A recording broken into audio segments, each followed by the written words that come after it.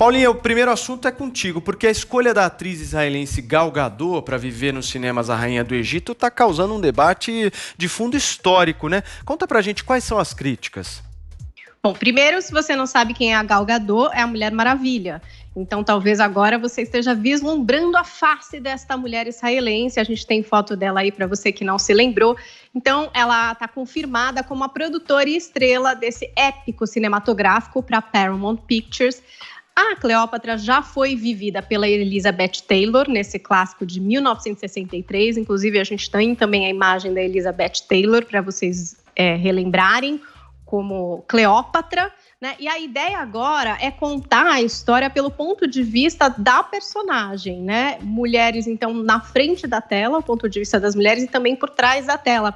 Ela convocou a diretora da Mulher Maravilha, que é a Patty Jenkins, para participar do projeto, e a roteirista de Ilha do Medo, a Laeta Kalogridis. Mas surgiu um problema no Paraíso, amores, porque a questão do whitewashing foi levantada ali na internet, que seria o embranquecimento de personagens e de outras etnias. E aí iniciou-se um debate sobre a ancestralidade desta rainha do Egito.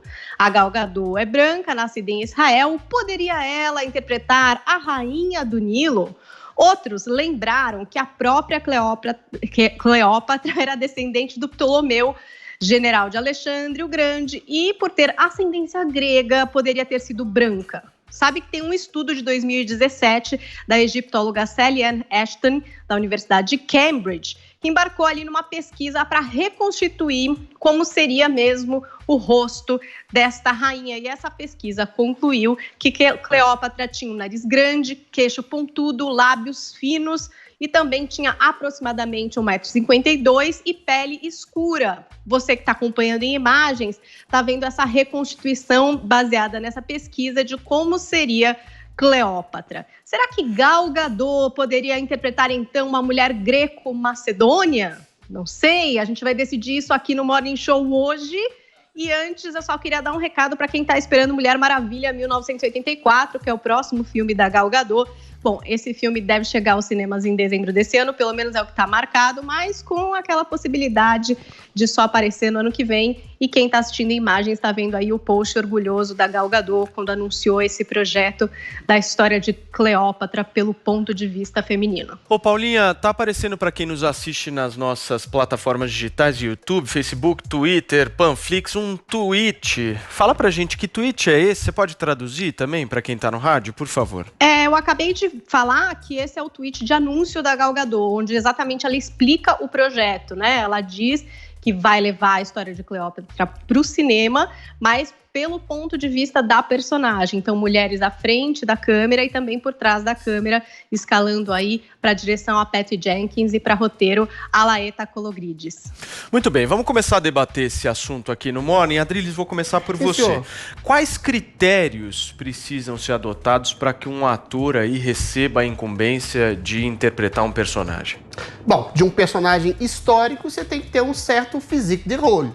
Se você for interpretar o Jô Soares, ou o Pelé, ou o Mussum, você tem que ter uma certa adequação de meios, né? E, sobretudo, claro, por óbvio, talento. Agora, a escolha da Gal Gadot para Cleópatra é perfeita porque não há nenhum tipo de consenso em relação à etnia, né, da Cleópatra, porque ela tem exatamente... Ela é uma mestiça. Como uma boa brasileira, ela é mestiça. Ela tem vários matizes de cor de pele. Esse tipo de coisa, esse tipo de histeria que a gente está vivendo, é uma das coisas mais patéticas e ridículas da história da humanidade. Você querer dividir, fazer uma cisão entre etnias opressoras e oprimidas, entre sexos opressores e oprimidos, entre escolhas sexuais opressoras e oprimidas. É um pseudo-progressismo, mais uma vez, identitário, que divide as pessoas. A gente já teve esses casos no Brasil.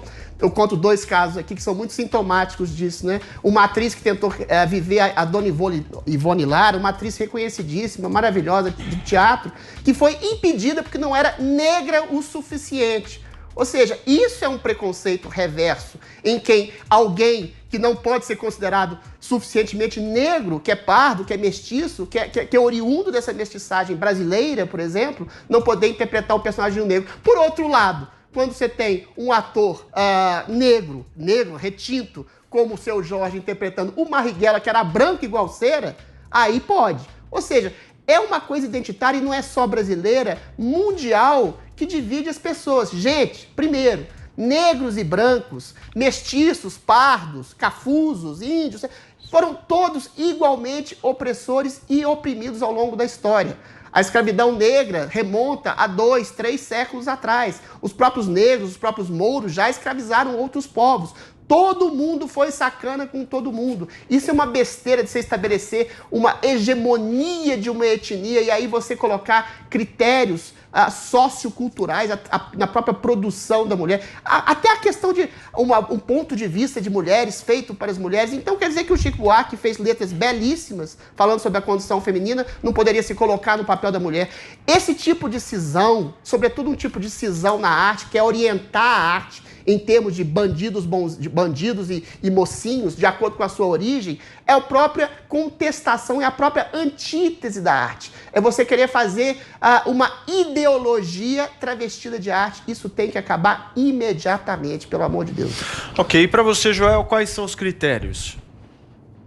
Olha, Paulo, em primeiro lugar, tentar no máximo possível, na medida do possível também, fazer com que faça algum sentido histórico. Aqui, você está representando um personagem histórico do qual você não tem evidência direta, então que mais ou menos faça algum sentido com as poucas evidências que a gente tem. A Cleópatra, ela era uma mulher muito famosa no seu tempo, de quem se escreveu bastante, lembrando que ela teve relacionamentos românticos com o Marco Antônio, com o Júlio César, né? Foi a última rainha independente, faraó, não sei qual é o feminino de faraó, enfim, a última faraona do Egito, antes dele perder totalmente a sua independência.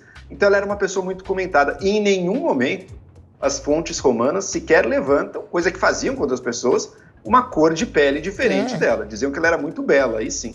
Então a gente não tem nenhum motivo para acreditar que a Cleópatra fosse negra. Tá negra no sentido dos africanos subsaarianos? Acho que quase com certeza não.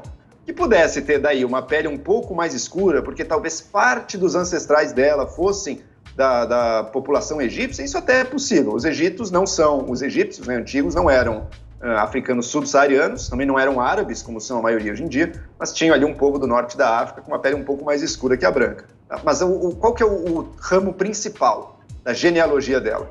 É uma dinastia grega. Como a Paulinha bem introduziu ali, era um dos generais de Alexandre o Grande, Ptolomeu, que cuidou do Egito depois da morte dele, a dinastia dele virou a que chefiava o Egito. A Cleópatra pertencia a essa dinastia grega.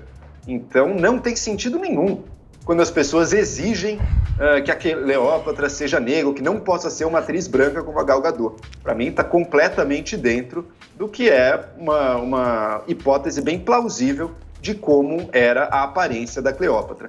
E nem tem problema, nem tem problema se fosse um pouco diferente também. A questão é quando vira o assunto, sabe? O assunto agora passa a ser a raça dela. Ou alguém está sendo escolhido para um papel apenas pela raça, ainda mais num caso em que escolher pela raça provavelmente vai falsear a evidência histórica que a gente tem. Daí vira um problema. Porque o importante na história da Cleópatra, que foi uma vida num momento muito complexo, muitos eventos, a criação e a consolidação do Império Romano, a vida da Cleópatra importa por vários sentidos e a pessoa dela é fascinante. Mas a questão racial simplesmente não estava presente de uma maneira muito relevante naquele contexto.